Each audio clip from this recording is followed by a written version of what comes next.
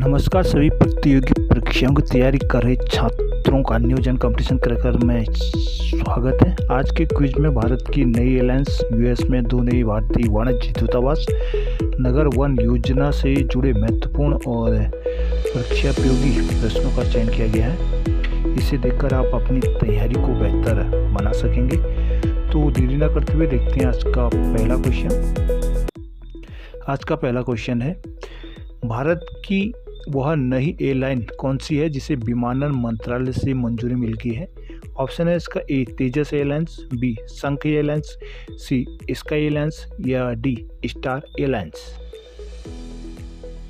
तो आंसर है इसका बी शंख एयरलाइंस। भारत की नई एयरलाइंस शंख एयर है को हाल ही में विमानन मंत्रालय से मंजूरी मिली है। यह उत्तर प्रदेश की पहली अनुसूचित एयरलाइंस शेड्यूल एयरलाइन है। यह एयरलाइंस लखनऊ और नोएडा को अपना हब के रूप में स्थापित कर भारत के जो प्रमुख शहर हैं वहां को जोड़ने का एक योजना बना रही है। अगला क्वेश्चन देखते हैं, भारत ने हाल ही में किस देश में 2 वाणिज्य दूतावास खोलने की घोषणा की है? ऑप्शन है ए ऑस्ट्रेलिया, बी रूस, सी जर्मनी या डी यूएसए। ऑप्शन है इसका डी यूएसए। प्रधानमंत्री नरेंद्र मोदी ने घोषणा की है कि भारत अमेरिका में 2 नए वाणिज्य दूतावास, एक बोस्टन में और दूसरा लॉस एंजलिस में खोलने की घोषणा की गई है। इन शहरों में भारतीय अमेरिकी समुदाय की जनसंख्या वृद्धि को देखते हुए यह फैसला लिया गया है।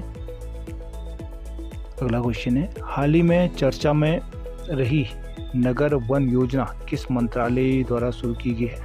ऑप्शन है ए आवास और शहरी मंत्रालय विभाग, बी ग्रामीण विकास मंत्रालय, सी पर्यावरण वन और जलवायु परिवर्तन मंत्रालय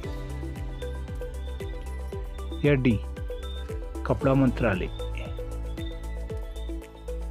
आंसर है इसका सी पर्यावरण वन और जलवायु परिवर्तन मंत्रालय।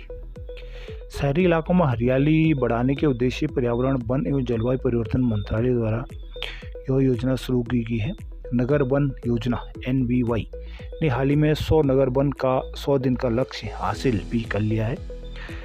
योजना में नागरिकों की भागीदारी से शहरी इलाकों में वनों को बढ़ावा देने के लिए प्रति हेक्टेयर 4 लाख रुपए की पेशकश की गई है इस योजना के तहत।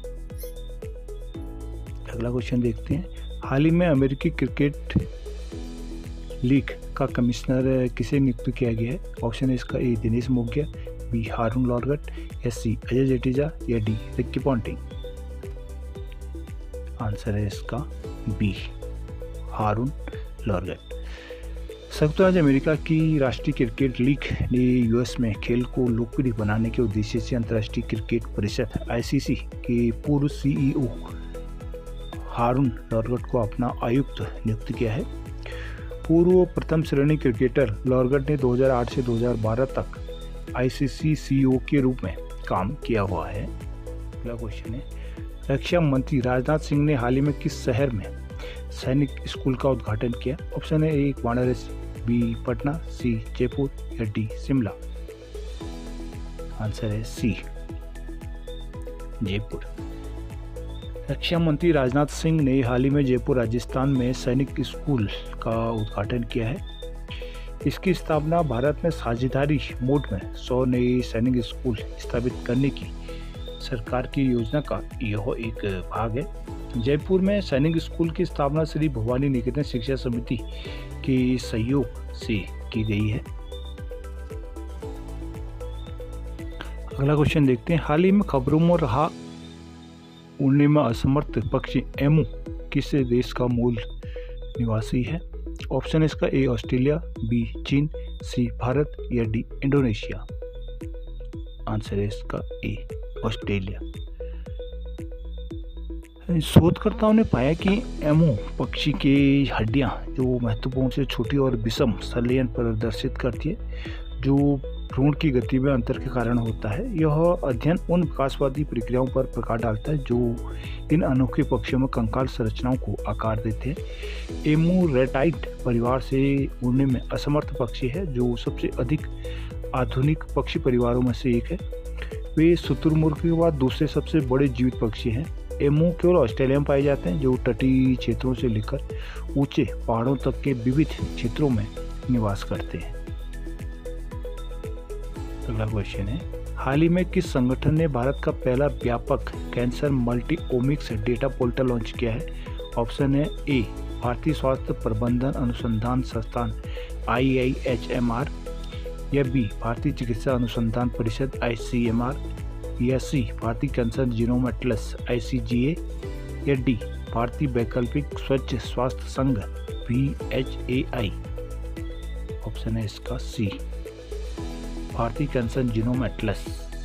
भारतीय कैंसर जीनोम एटलस ICGA ने भारत का पहला व्यापक cancer multi omics data portal launch किया है।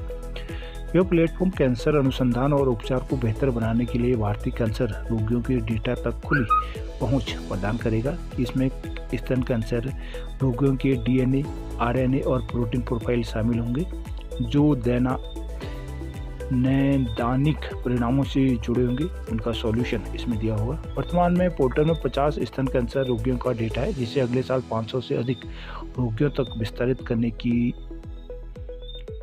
योजना है। डेटा भारत के प्राइड दिशा निर्देशों के तहत स्वतंत्र रूप से उपलब्ध होंगे जो नैतिक साझाकरण को बढ़ावा देगा। ICGA एक राष्ट्रीय पहल है जिसे सार्वजनिक निजी परोपकारी साझेदारी द्वारा समर्पित किया गया है। इसमें 50 से अधिक विशेषज्ञ अपना योगदान दे रहे हैं। हाल ही में भारतीय चिकित्सा अनुसंधान परिषद को किस क्षेत्र में योगदान के लिए 2024 at United Nation inter agency task पुरस्कार मिला था? ऑप्शन है इसका ए कृषि, बी गैर संचारी रोग, सी टीकाकरण सेवाएं, या डी उपयुक्त में से कोई नहीं। आंसर है इसका बी गैर संचारी रोग। भारतीय चिकित्सा अनुसंधान परिषद ICMR को गैर संचारी रोग NCD की रोकथाम और नियंत्रण तथा मानसिक स्वास्थ्य को बेहतर बनाने में महत्वपूर्ण योगदान देने के लिए 2024 का यूनाइटेड अंतर एजेंसी टास्क पुरस्कार से सम्मानित किया गया है। यह सम्मान स्वास्थ्य से संबंधित सतत विकास लक्ष्यों को प्राप्त करने में ICMR के योगदान को दर्शाता है। यह सम्मान जो है वो ICMR की पहलों को दर्शाता है, जैसे कि सहायक स्वास्थ्य प्रौद्योगिकी के लिए राष्ट्रीय केंद्र स्थापित करना और व्यापक सर्वेक्षण करना। अगला क्वेश्चन देखते हैं, हाल ही में खबरों में रहा पल्लईकरनई मार्शलैंड किस राज्य में स्थित है?